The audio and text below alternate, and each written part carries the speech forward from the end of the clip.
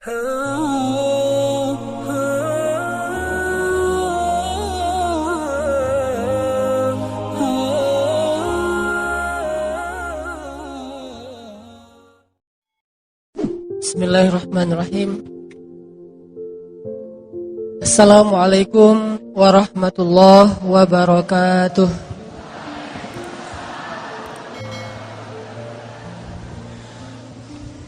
Alhamdulillahirabbil alamin. Alhamdulillahilladzi hadana li hada wa ma kunna linahtadiya laula an hadanallah. Alhamdulillahi hamdan katsiran tayyiban mubarakan fih kama yuhibbu rabbuna wa yarda. Asyhadu an la ilaha illallah wahdahu la syarikalah, lahul mulk wa lahul hamd wa huwa ala kulli syai'in qadir. Wa asyhadu anna Muhammadan abduhu wa rasuluh alladzi la yantiqu 'anil hawa in huwa illa wahyun yuha. Allahumma salli wa sallim wa barik ala sayyidina Muhammadin wa ala alihi wa sahbihi wa man tabi'ahu ila yaumiddin. Fa amma ba'. Apa kabar teman-teman semuanya?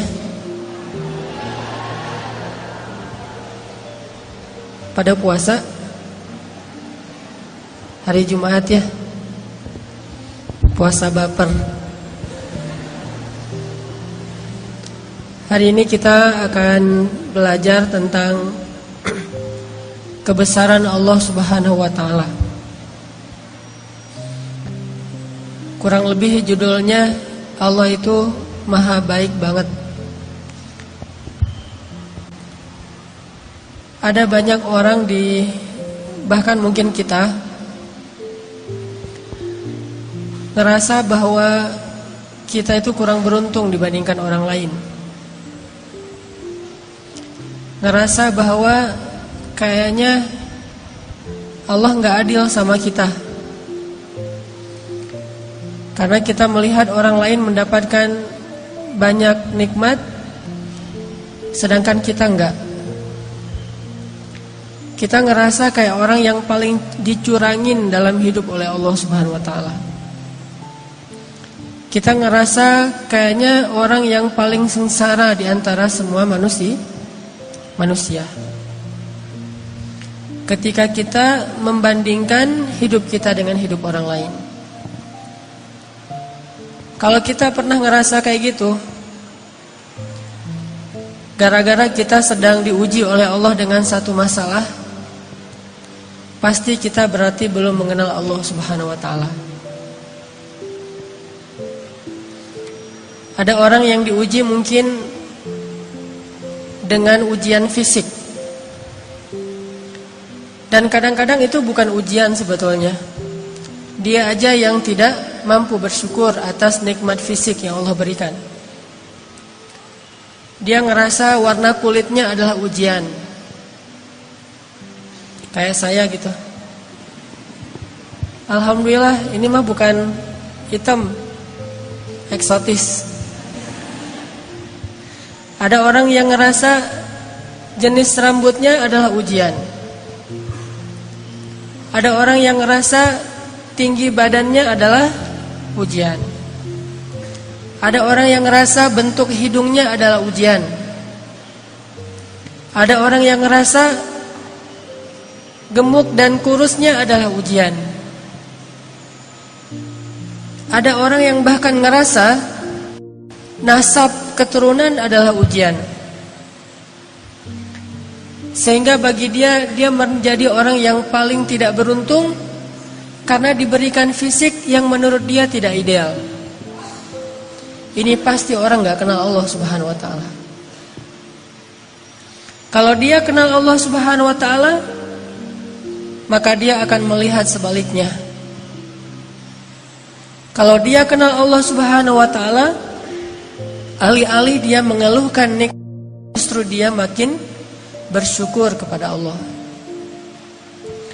Ada juga orang yang merasa dirinya paling menderita karena melihat dirinya orang yang paling tidak beruntung dalam urusan harta. Dia menilai orang lain lebih beruntung karena gajinya lebih besar, karena diberikan nafkah oleh suaminya lebih banyak, karena kendaraannya lebih baik, karena rumahnya lebih luas, karena tempat kerjanya itu lebih bergengsi, karena titel dan gelar-gelarnya itu lebih tinggi, sehingga dia merasa karena hartanya terbatas menjadi orang yang paling sengsara di muka bumi. Ini juga orang yang gak kenal sama Allah. Atau ada juga yang ngerasa dirinya tuh paling menderita karena masih jomblo. Dia cemburu kepada temannya yang nikah, bahkan dia cemburu kepada temannya yang baru putus. Lo masih mending ngerasain gimana putus, dah gua jadi juga gak pernah katanya. Jadian juga gak pernah, apalagi putus. Ada banyak banget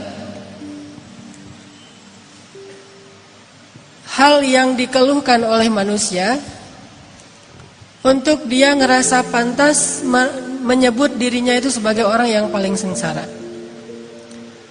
Ada banyak hal yang dianggap oleh manusia itu pantas dikeluhin kepada Allah Subhanahu wa taala karena memang dia ngerasa dicurangin oleh Allah Subhanahu wa taala.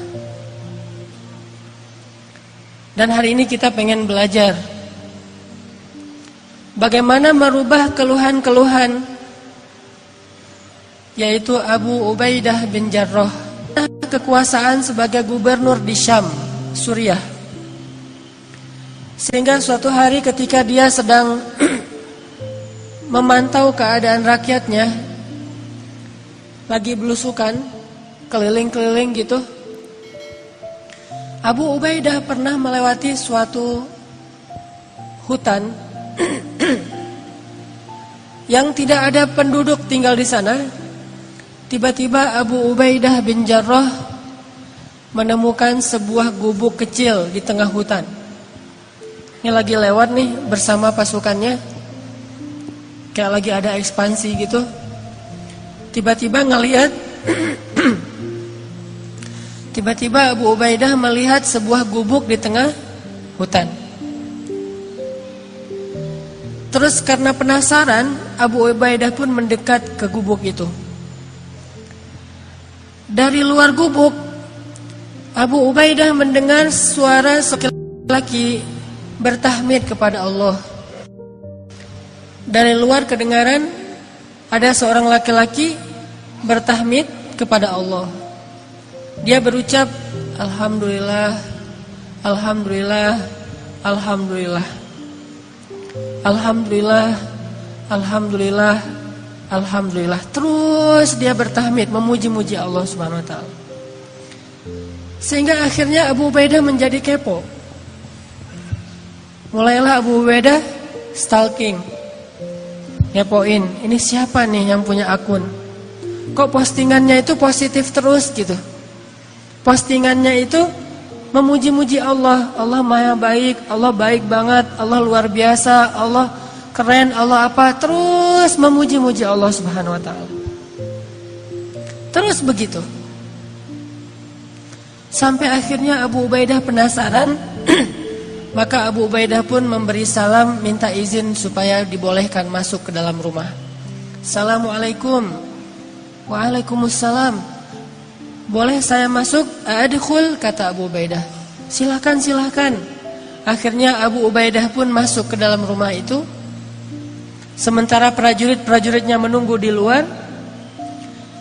Ketika Abu Ubaidah masuk ke dalam rumah, Abu Ubaidah merasa heran karena dia melihat di dalam rumah itu hanya ada seorang kakek-kakek yang terbaring di atas tanah nggak punya kasur, bahkan nggak punya tikar, nggak punya bantal, benar-benar terbaring di atas tanah, dan rumahnya kosong, tidak ada perabotan apapun.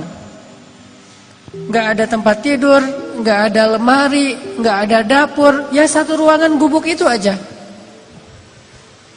Dan dia melihat seorang kakek-kakek terbaring sedang memuji-muji Allah Subhanahu wa taala. Ketika Abu Ubaidah mendekat kepada kakek ini, ternyata Abu Ubaidah baru ngeh kakek ini adalah seorang tunanetra, tidak bisa melihat. Lalu dia melihat kaki kakek ini dalam keadaan lumpuh, tidak bergerak. Usianya sudah sangat tua, matanya buta, tubuhnya lumpuh. Yang bergerak dari tubuhnya cuma bibir saja, sambil berucap Alhamdulillah, Alhamdulillah, Alhamdulillah. Abu Ubaidah pun duduk di sisi kakek ini. Kemudian Abu Ubaidah bertanya, Ya Abdullah, ya Syekh, Kek, dengan siapa kakek tinggal di sini? Kakek itu menjawab, saya tinggal di sini dengan anak saya. Tadinya saya punya keluarga besar. Saya punya istri, punya beberapa orang anak. Tapi istri saya sudah meninggal, anak-anak saya sudah meninggal, cuma tinggal satu orang. Terus kakek kenapa tidur di sini? Kata kakek itu, saya lumpuh dan saya tidak bisa melihat.